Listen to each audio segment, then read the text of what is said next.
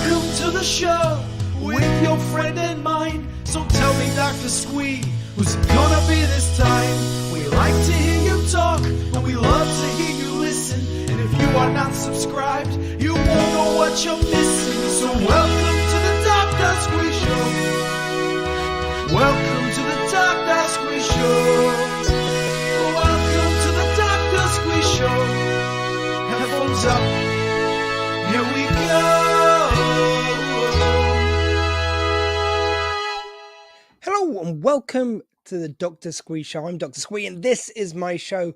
Hope you're all well this week. Welcome to March on the show. This week, as next week, we're going to be doing some pre-recorded interviews, which I've done in the past.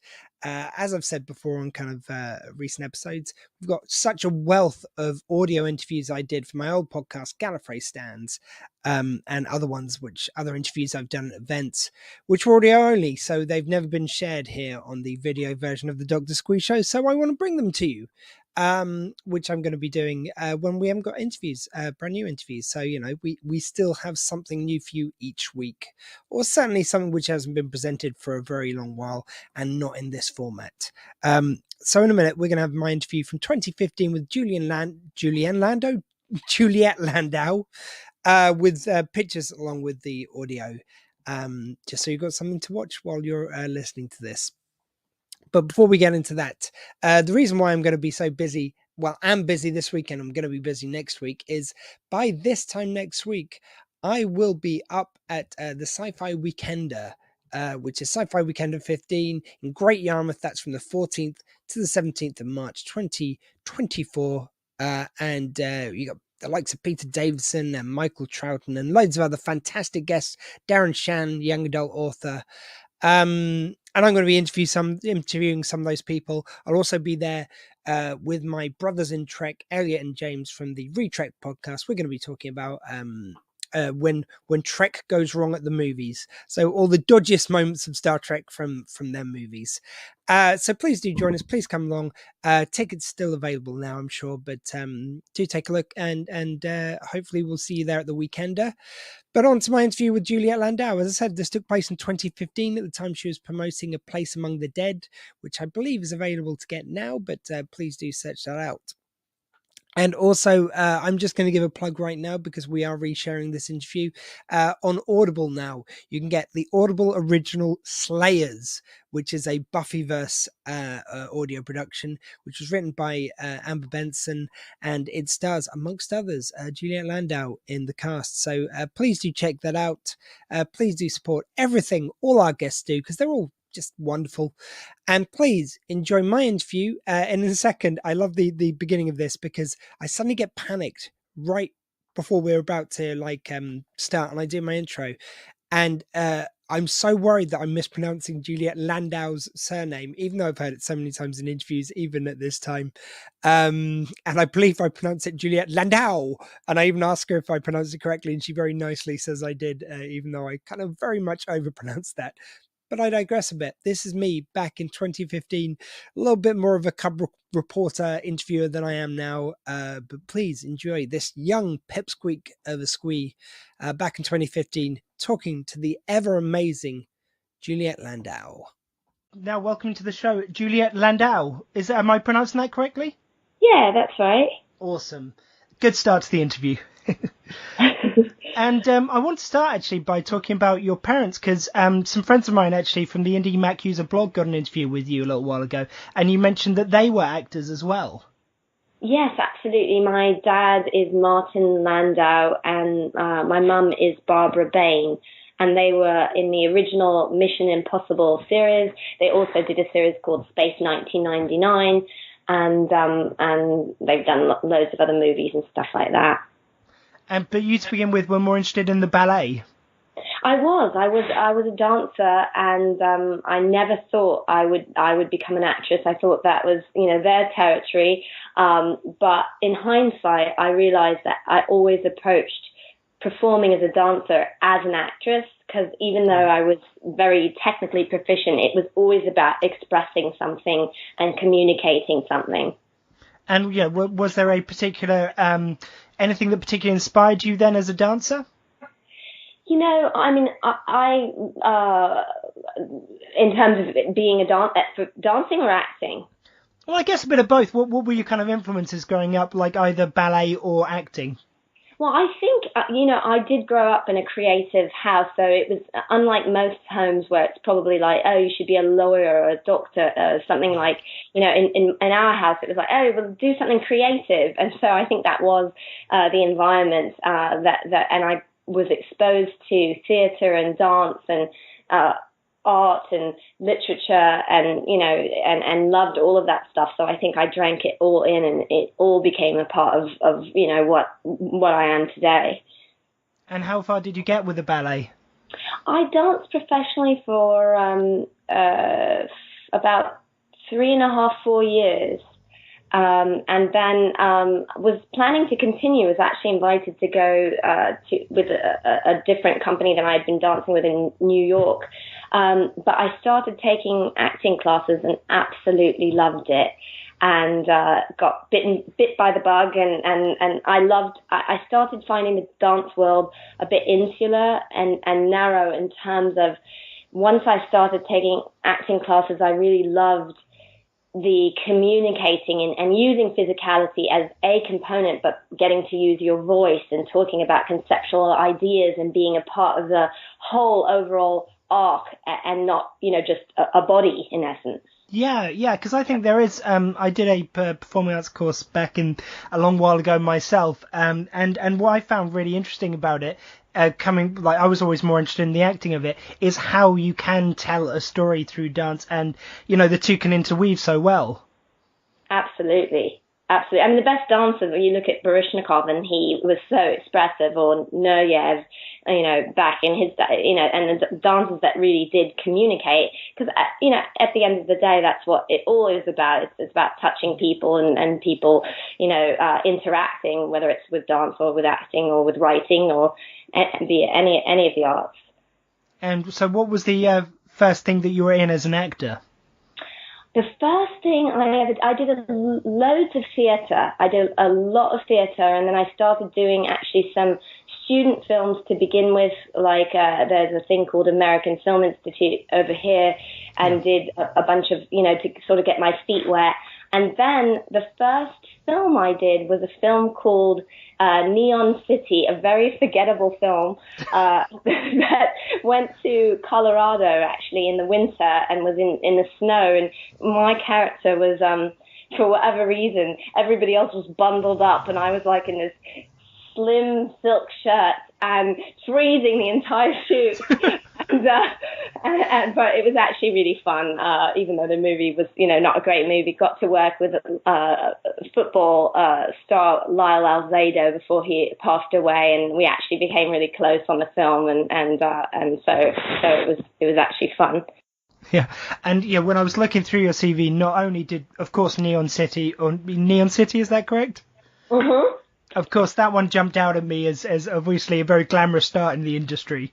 Yeah, oh, you know what? I have an even more glamorous beginning, which is that I actually, which it sounds glamorous except for the second part of the story. I actually, before that, I played Angelica Houston's character in The Grifters, the character Young, and so I had all these flashback sequences, which was with me and a baby and then two different little boys.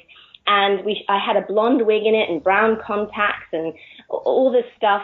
And Stephen Frears was directing it, and he was wonderful. And basically, I didn't know this at the time. He gave me all the dailies, the footage, and to look at. And I was like, oh, this is really cool. It's so exciting. And I should have, at that time, actually copied everything.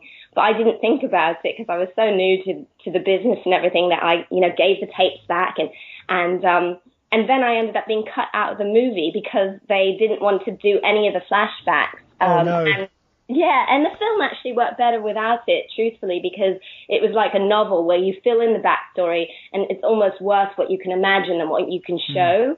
The scenes were very abusive with a baby and a little boy, and they were good scenes, but it's almost better to just fill in the nightmare of the experience yourself.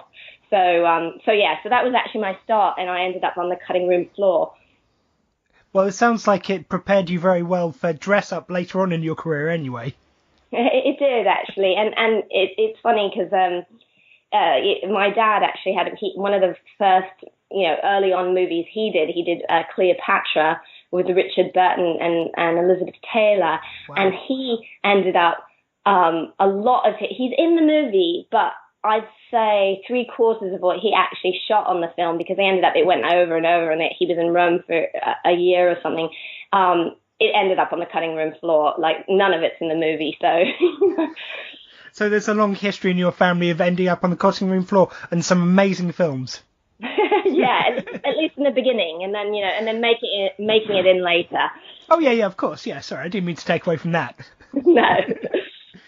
Well, you did have, actually, I was looking through all the stuff you've done, and you've got what I can only describe as an interviewer, as an intimidating CV to pick things out to talk to you about. So I will apologise in advance for all the things which we don't have time to delve into. But one of your, I'm guessing again, earlier roles was La Femme Nikita. You were in that? Yeah, the creator of the show, Joel Surnow, he also created 24. Yes. And that was the episode was his directorial debut, and it was like an actor's dream, especially for episodic television, because I played two characters in the one episode, and it was this tour de force, experience where I played one character who was actually dying of cancer and very fragile and afraid of life, and the other one was this very tough chick terrorist, and the one has to impersonate and become like the other one in sort of flowers throughout the course of the episode, and it just was really an amazing experience. Sounds like an early Orphan Black. I don't know if you've seen that program. Yeah, it was actually a little bit like that, and it was funny because with Joel, he was like, I was so happy when you came in to audition, because so many people seem to be able to do either the tough character or the innocent character, but I was really having a hard time getting someone who could do both and then do the gradations of the transition of the other one becoming more and more like the tough character. And so, yeah, it actually was quite a bit like that. And as I think we'll hear in a bit, that put you in good stead for Buffy, but we'll get there. But one thing I wanted to ask you about first was Ed Wood, such a huge film, and working with Johnny Depp, and I mean, that must have been an amazing experience. It was a brilliant experience. I mean, Tim Burton, we actually the project that I'm working on now, my documentary, A Place Among the Undead, we actually just interviewed Tim, and so we were reminiscing about that experience, and for him, that movie really was a love letter to filmmaking. Ed Wood had all the passion and drive and desire to make movies. He just didn't have the talent to carry it off very well. And so Tim had said he wanted to make an Ed Wood movie, but good. And it really is a testament to the joy of, creativity and the process and collaboration of making movies. It just happens to be with this troupe of people that are unusual, and with the filmmaker being unusual. Yeah, and I mean, I love that, there's one part of that film which always sticks in my mind, and there's a guy who kind of almost gets his prosthetics, I believe it is. He's got a big headpiece on, I think it is, and he nearly gets it knocked off going through the doorway, and someone says to Ed, or to Johnny as Ed, that, he looks ridiculous. Go, no, he would struggle going through the door. And it's just the way he justified it was brilliant.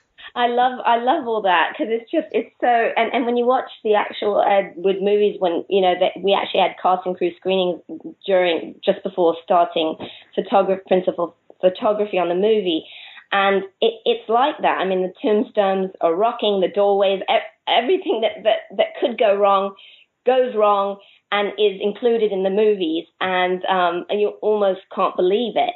But yeah, I love that bit too. And when he's directing him, it's a similar sequence where he's sort of directing him going through the door, and you're upset. Well, you're not that upset. He's trying to move him through the shots, and it's very fun. And for you, do you have any abiding memories from that film? I do. I mean, it was obscenely fun to go to work. It really, Tim works with a lot of the same people over and over, obviously has continued working with Johnny repeatedly, but all of the departments so it's almost like a theatre company where he has the shorthands with everybody. And we did a lot of hair and makeup tests because the visual world that he creates is so specific. And by that time, it almost feels like a rehearsal period that you would have in a play. You're so kind of enmeshed in the world of it. And the cute thing with Tim is when he would like a take, he would bounce up and down.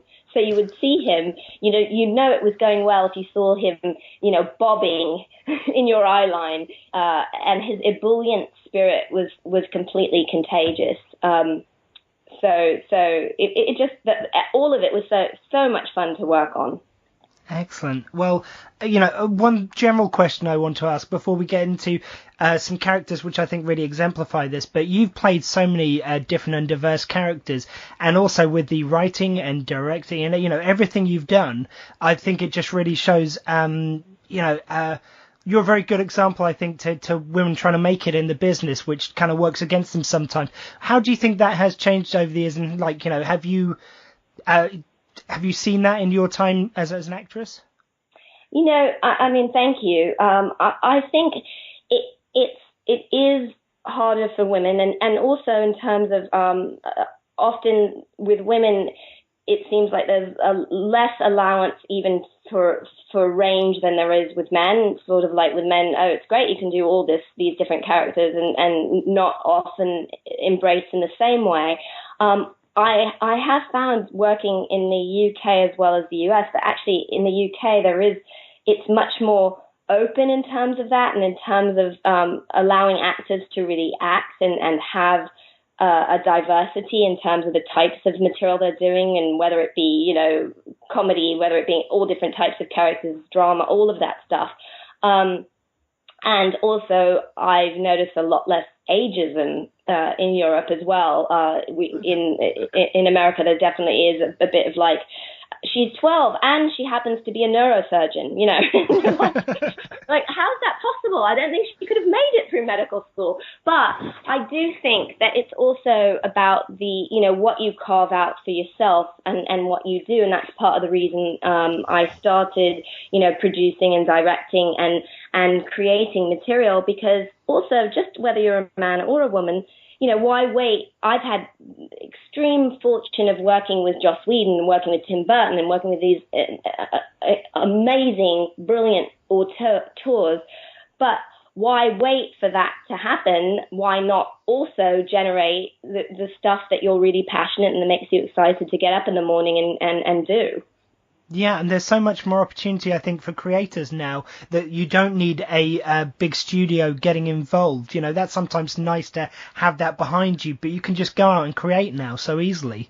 Absolutely. It really has democratized that experience where people can, people can shoot stuff on their cell phones. They can shoot stuff and upload it, and if it finds a following, it finds a following. You can directly interact with people in terms of fans, and also in terms of, the expense is not exorbitant for people to do that anymore. Yeah, and now if we might get on to one of the biggies, obviously, of your career, of course, Buffy the Vampire Slayer / Angel. So, when you first got the role as Drusilla, I mean, first of all, how did that come about?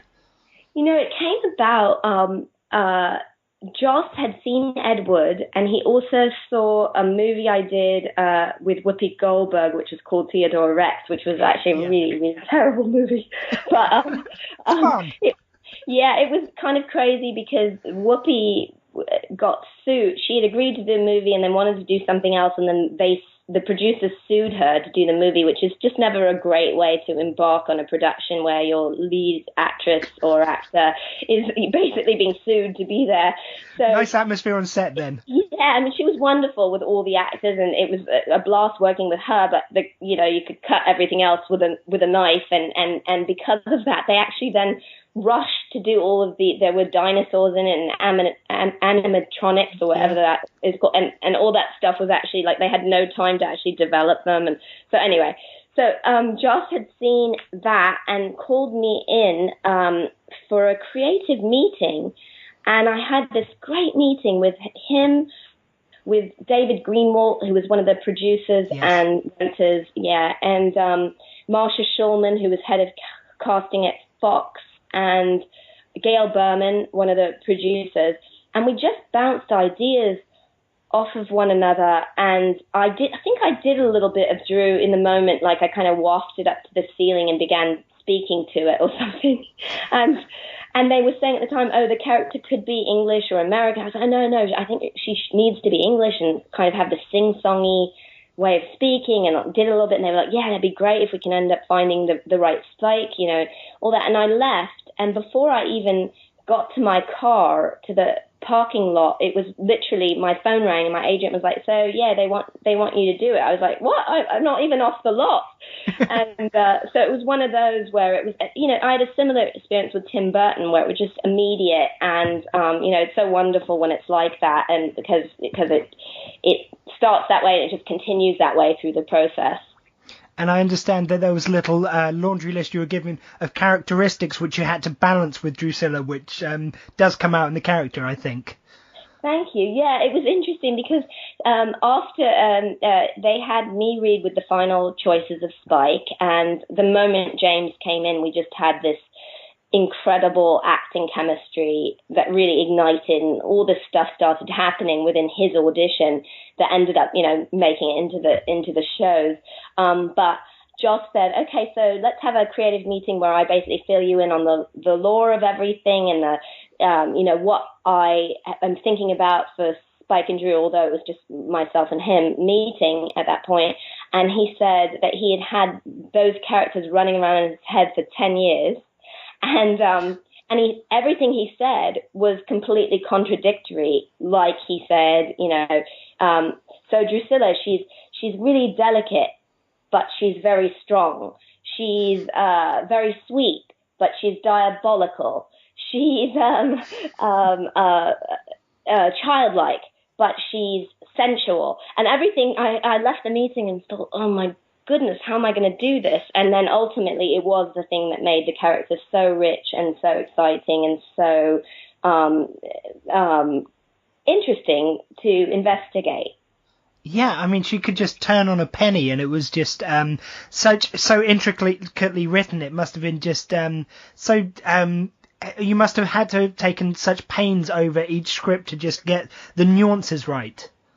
I loved it was sort of like every character is kind of like their own stew of ingredients, and it was like once I kind of started putting together all the elements of Drusilla and her kind of state and the way that she spoke and moved and all that kind of gelled, it was amazing how easily, I don't know if this is something good to admit because of her mental state, but I was able to sort of slip in and out of her once I developed the character. I do this thing that's kind of funny. My husband teases me because I do this thing I call taking my character out.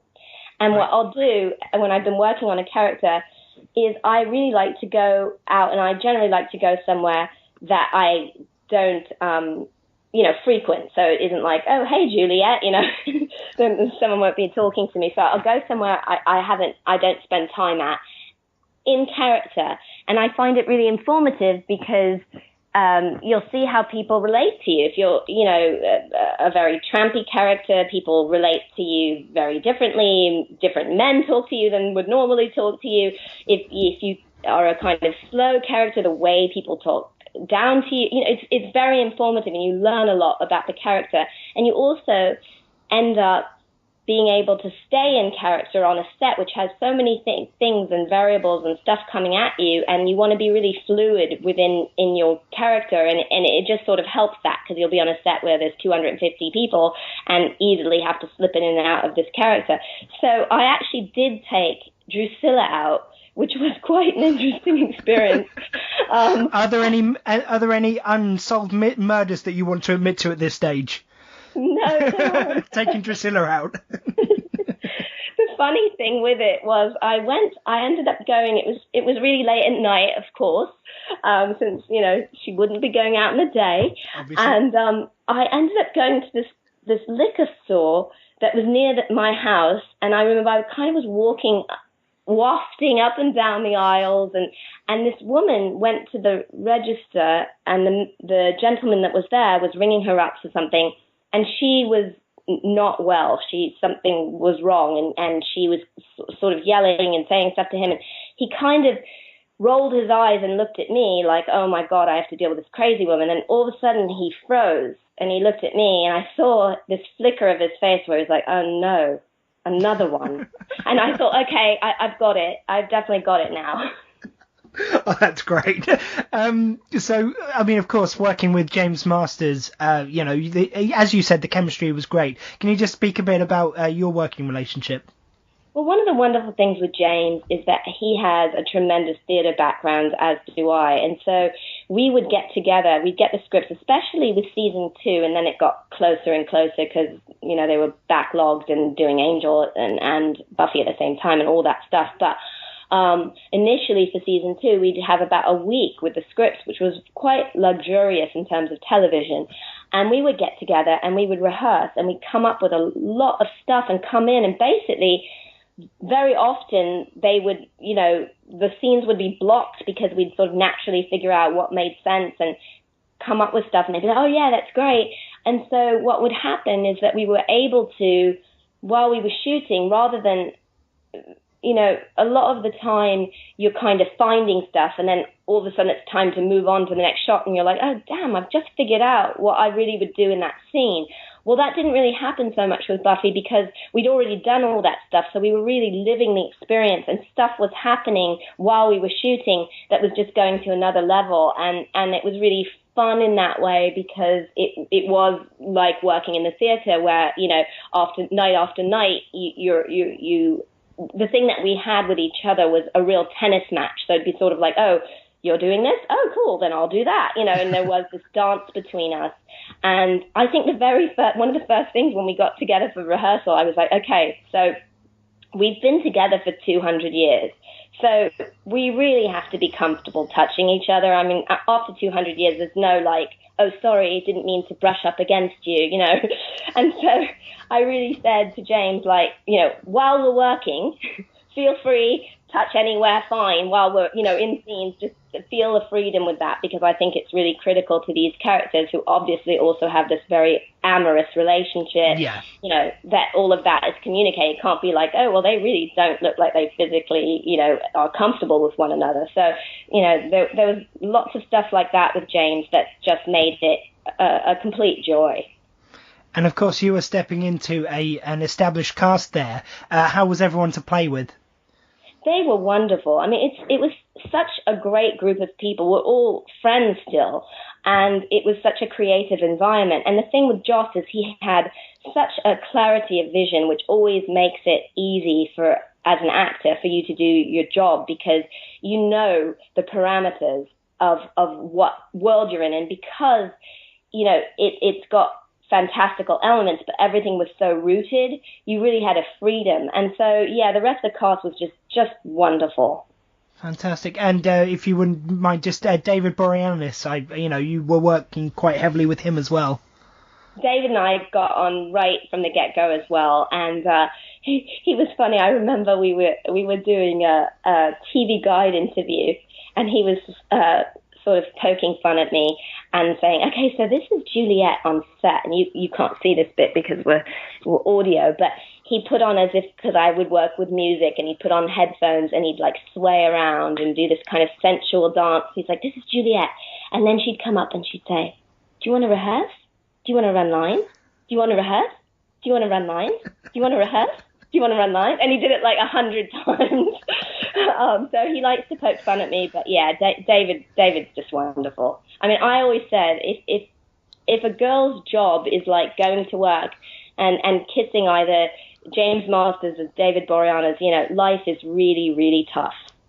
It was just you and Michelle, and that's it. Oh, sorry, Sarah Michelle even. Yeah, I know. They both went with her too. I couldn't believe it, but Well, look, if you're going to have another woman who they're going to go to, like, you could do worse. Absolutely. And Sarah was wonderful to work with too. We didn't get to work together as much as I did with James and David, but we had really fun. I remember one scene where I'm like with a cattle prod. I'm like poking her with a cattle prod and looking at her and going, "This is a bit weird, isn't it?" So yeah, Sarah's wonderful. Oh, fantastic. Well, before we get on to the documentary, which I promise we will do, I just want to obviously touch upon the Doctor Who of it all. So, were you a fan? Were you knowledgeable about Doctor Who when you got into the Big Finish audios? Yes, and I was super excited because I always loved Romana as a character. So I was really excited when they approached me. And my husband, who also is a major Doctor Who fan, his favorite Doctor is Tom Baker. So he was just like, this is the best job you've ever had because all we do is research and watch Doctor Who. I love it. So yeah. And it seems like such a you've done a wonderful job with the character, but it seemed like such a thankless task in a way to step into the role played by two other fantastic actresses. Was it were you at all intimidated by the reaction you might get from Whovians, which aren't known to be shy for their opinions? I thankfully actually didn't think of that too much going ahead in terms of that when I sort of approach a role. And the thing that, in terms of getting to play a time lady that regenerates and that, there is the freedom that it can be different, that you're not trying to do what has been done before, but you're doing a new incarnation of that rests alongside it. I think there was that made me feel like that was exciting rather than terrifying. But the thing that was really moving for me was that they had written the companion chronicle for Mary Tam, and she was had been set to record it, and then she passed away. So they asked me when we did it if we could do it as a tribute to her, which was really amazing. And the booth that I recorded in had a lot of the cast signs on the wall, and so it had Mary Tam's signature right there. So it was quite, when I got choked up doing it, I'm going to get choked up talking about it, it was really, really moving to be in the space that she, had recorded and with her name there and doing it as a tribute to her and the work that she did in the role. Yeah, Luna Romana was a fantastic story. I really loved it. Yeah, I thought, and it was fun to get to do all the different characters within it, and sort of, do a bit of Tom and all of that. And the thing which I like about Romana 3 as well is they have done a good job of making the character different, and I think a little bit darker. Do you think, how was that to play? It was kind of like you have to bring in everything we know about Romana, but have this darker edge. Yeah, and I thought that was an interesting thing, and especially when she's first introduced, it's a little bit like you really don't know what's up with her and how dark is she going to be, so it's a bit nebulous until you end up finding out more about her. But I thought that was kind of an interesting thing. Yeah, and what was it like to work in the audio realm? Because you've done some video games as well, so it's kind of how do you differ your acting style for that?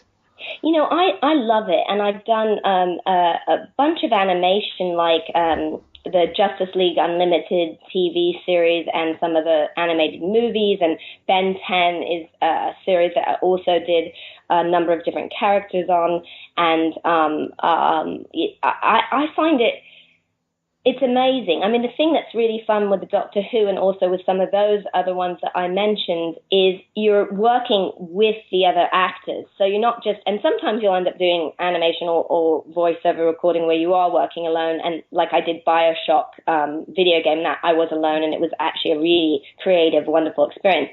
But it's super fun when you're actually working with the other actors and they're right next to you, and you can really bounce off of one another and see, oh, that's how you're doing that. Okay, this can happen, as opposed to recording, either to somebody's voice or them then recording to yours without you actually interacting. So with the Doctor Who, you're all in these booths, but there's glass between you where you can actually turn and see each other and play off of each other. And so it makes it just wonderful. And, speaking of Big Finish, the only thing I ever hear when I interview someone who's been in a Big Finish production is about the lunches. Really, how good are these things? They are phenomenal. I mean, the lunches are, and my husband's vegan, and he was like so excited again between Doctor Who and gourmet lunch. He was just like, okay, so I am so in on this one. Yeah, he is the most fabulous cook. I mean, just phenomenal. Okay. And are you going to return to do any more big finishes soon? You know, they're talking about it, so we'll see what happens. I would love to. Oh, please do. Come on, you're doing a fantastic job as Romana 3. Oh, thank you. But yeah, thank you. Great performances. But now, of course, to get on to your 2 documentaries coming up. So it's A Place for the Dead and A Place for the Undead, is that correct? It's called A Place Among... Yeah, that's okay. A Place Among the Undead and A Place Among the Dead. Right. And so... did it start as one project and then splintered into 2, or was it always meant to be 2 documentaries? What happened is the material is so vast, and so we are making 2 feature-length documentaries. A Place Among the Dead covers crime, reality, when people take the fantasy of vampirism too far, and A Place Among the Undead covers every aspect of vampires in myth and pop culture. So it's movies, TV, art, literature, comics, music, video games, and young adult literature. And it actually, conceivably, Place Among the Undead, my husband and I were self-funding, and it's just grown beyond our wildest expectations. So we have launched an Indiegogo campaign, and it conceivably may end up being a 6-part TV series or something, just because we have so many people coming to us saying they want to be a part of it. Oh, that's amazing. So it's grown even further. It has. It has. And for the when you're starting off on the documentaries, as I say, doing 2 documentaries like that, where do you start on that? Well, in terms of Undead, which is the one that's on Indiegogo, the thing that's very interesting about it is it is fast becoming the most definitive vampire documentary ever made. I mean, we have already gathered the who's who of the genre together in one film who have never been seen in one movie before. Every interviewee shares stories that have never been seen on film before, and the movie itself transcends the traditional idea of a documentary. It's more with interlinking narrative films inspired by the conversations. So, we've interviewed Tim Burton, Joss Whedon, Gary Oldman, Willem Dafoe, Anne Rice, Robert Patrick, Charlaine Harris, who wrote the books that True Blood is based on, Cole Haddon, the creator of NBC's Dracula, Tom Holland, the Fright Night franchise, Steve Niles, who created 30 Days of Night, the comic book, and the series and the movie, Madeline Smith from Hammer's Taste the Blood of Dracula and the Vampire Lovers, and Carolyn Monroe from Hammer's Dracula 80s 1972. And I mean, it's been phenomenal. And we, as I said, we have so many people that have said, "Hey, I want to do this." It's incredible. And and the amount of these people who you've actually personally worked with as well, who Joss Whedon wasn't small at the time, but now he's gone on to do so many huge things. It must be such a benefit that you've worked with some of these people to get them involved, and that seems to have snowballed to get everyone else involved.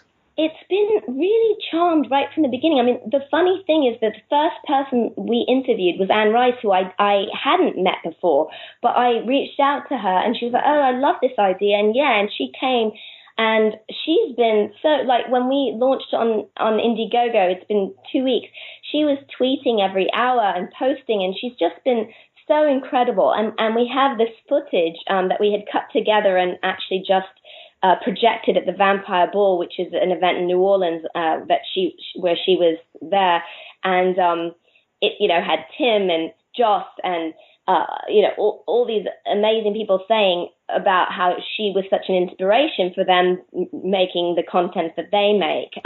So Anne was actually the first one, and then with Joss, it was funny because I contacted Joss because we were going to London to shoot the interview with Tim, and I thought he was still there with Avengers 2 shooting. So I said, "Hey, we're going to be over. Would it work to do this interview?" And he said, "I'm actually in LA, but you can come tomorrow and let's do it." And we went, and he was 2 weeks away from turning in his cut of the movie. I couldn't believe he took the time at that moment when it was obviously insane, the insane push of that. And we just had the best interview. And as has happened with everybody, same with Willem Dafoe. Willem Dafoe was in Los Angeles for one day, wrote to his publicist, and they're like, yeah, he'd love to do it. We just had such a relaxed, conversational. I mean, I think the footage that we have of Willem, like because I do a lot of research before I talk to anybody, as obviously you have before talking to me with all the stuff that you've been asking. I'm just naturally a geek. I don't have to do much research. Lucky. I have to do a bunch, and I had never seen an interview with Willem. I mean, it's our interview, so maybe I'm biased, but as good, and because it's really like you just get such a wonderful sense of him, and it's funny, and he shares stories and stuff that you've never heard, and we've had that with everybody. It's really been charmed in that way. And it is incredible. Yeah, and Anne Rice, obviously not a small get to begin with, but is there anyone who, obviously that all those names would be more than enough, but is there anyone you've still got on your big get list? We haven't, funnily enough, a lot of the people have come to us, so we're just starting to kind of put together a list and say, let's look at this and let's do that. And we have people that have already come. We've actually been making announcements during the campaign, and we have a really cool one that we're making on Tuesday of someone that's coming on board. So it's been really fun. Like we Nathan Fillion, who you might know from Castle, he's on now, and Nathan, we actually did we've been doing these. They're called Hang With, but they're kind of like Periscope, where they're live. You shoot it on your phone. And we did this kind of ambushing him on his trailer on the Castle set, and I was biting his neck. And so we've been doing these silly videos and with the announcements that are really fun. Although our next announcement are Undeady is actually shooting in New York at the moment, so we're going to be doing it virtually. But yeah, so we already have some additional dream people to be announcing, even during the course of the campaign. That's absolutely amazing. And I do want to give you a chance to plug exactly where they can find it in a second. But I just want to ask one question about the Dead movie, not the Undead one. And, you're saying they were true life stories. So which ones were the ones which really blew your mind with that? It's been really interesting with that one, and we shot less of that one. I've been working closely with a LAPD detective, and what's wild about it is that there are a number, right now I think it's 10 in the US, and I don't even know what it is in Europe, but active cases where people are killing in the style of a vampire, and they bite their victims, and it's very disturbing. And so what happened is we sort of stumbled upon that side of things and thought, this is a whole other topic that is very fascinating and extremely dark, and about taking the fantasy that we all enjoy to a level that is terrifying. And so it's very dark, though. I do have to say, as we've been working, like the first day I went and visited the police officer, he actually pulled out without, I guess he's really used to it because he's a lead homicide detective, and he pulled out all these images and sort of gave them to me before I had a moment to kind of collect myself and get ready for it. And they were all murder scene photos. And, so it takes a moment of kind of going, oh, okay, I have to get into this world, which is, this reality that's very different. And is it tough at the end of the day of doing that? Do you have to sort of readjust yourself back into the normal world, if you will? Yeah, it does. But the funny thing is that the normal world, we've been doing so much research on, like when I interviewed Anne, I reread all of the Vampire Chronicles, or when Charlaine Harris reread all of the books that True Blood is based on, or with Cole Haddon, I was like, I'm going to just watch all of NBC's Dracula. And so it's funny because, okay, it's time to kind of wean myself out of that world that's so dark. And then the research is actually, even if it's, you're looking at Steve Niles' 30 Days of Night, that's not exactly, that's terrifying, but it's fictional, but it's still rather dark. So it's been interesting, because every now and then my husband and I are like, okay, we need to just watch a comedy or go for a walk and sort of walk in the sunlight and, and emerge from this for a moment before we delve back into it. Yeah, let's put on some My Little Pony for a little while now. Yeah, exactly. It's funny you say that, 'cause my friend actually writes for My Little Pony. Oh, there you go then. Well, I'm wondering now if you watch the vampire movies and you go, no, that's not how they really do it. Right. Give them the tips. But yeah, before we end, because I know you're on time crunch, and thank you very much for doing this today. We really appreciate it. So where can people find the documentary and you online? They can go to Indiegogo.com and look for A Place Among the Undead. And we have all kinds of amazing perks too, so that when people join and become a part of the film and of making film history with us, there's all kinds of fun stuff that we've been putting on the page that people are liking. And I have to say, one of the main reason that we ended up going crowdfunding is we actually have a number of production companies who want to invest in the project, but we had meetings. Like the last meeting we went to this company. They were like, yeah, look at the budget. Looks great. Yeah, we can give you this. Yeah, we want to. It's great. And then they told us to cut out the Hammer interviews. And they were like, they're not as hip and as cool. And those people don't have the star meter that your other people do. And we were like, yeah, you can't make the definitive vampire documentary and not include Hammer. And they were like, yeah, you can just take them out. We're like, no, we can't.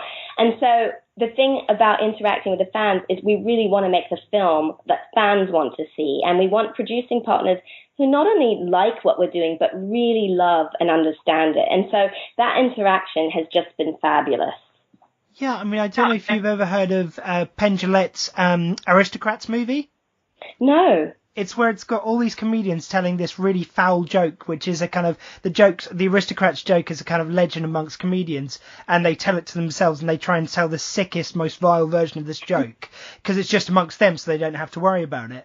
And the reason he basically made the movie and then would only show it to distributors later because he knew they wanted to make certain cuts and they wanted him to cut this comedian out or that comedian out because they weren't hip enough. But these are kind of legends of comedy, you're talking about names which everyone loves, but they just didn't see them as right. And it sounds like the same thing. It's, it's what you were talking about of when you can make something yourself, you can make your own movie or miniseries, whatever, how you want it. Yeah, absolutely. And also how it's interesting because some of these people are, the so-called experts, and then you're like, actually, the people that really want the movie are the experts, the people that know and would be like, I mean, it's interesting because when we talked to Tim Burton and Tom Holland, who created and directed the and I even read recently Martin Scorsese saying they all largely became filmmakers because of the Hammer movies. When they were kids and they saw those movies, they were so vibrant and so seared into their consciousness, this idea of and it's like that's the thing that they actually want us to cut, So yeah, it is interesting and that makes sense in terms of the movie, the legends of comedy that you're saying, that they were wanting to cut them out and not know that, wait, these people are actually critical to this. Yeah, let's tell the history of movies, but only when it came into colour. It doesn't work like that. Yeah, exactly. And only because for this minute, this person, has somehow it's arbitrarily on, IMDb, their meter is some number that, whatever, like all that stuff that you're kind of like, yeah, I don't know. You just, how would you not, we were actually talking to Christopher Lee's son before he passed away and about seeing about that and his timing was terrible but it's like, you can't not include Christopher Lee as Dracula. That's just not, it's not something that would work. Well, on behalf of all the fans, thank you very much for including all these legends in here and fighting for them because it means a lot to us fans. Oh well, thank you. It's been a joy so far working on the project. So I'm looking forward to the next chapters with it as well. Well, if anyone wants to contribute, do go to Indiegogo now. We'll have a little link in the show notes, so just look in the show notes and click on the link, and it'll all be there. Thank you very much for the time today, Juliet. Yeah, thank you, and I'm glad we sorted the sound thing and we were able to connect, so that's great. Oh yeah, my computer hates me, but that's another story. So I've been Dr. Squee. With me, as always, has been my doggy in the corner, Dottie, who hasn't snored too much, thankfully, in this interview. And joining me via the magic of Skype has been... Oh, Juliet Landau.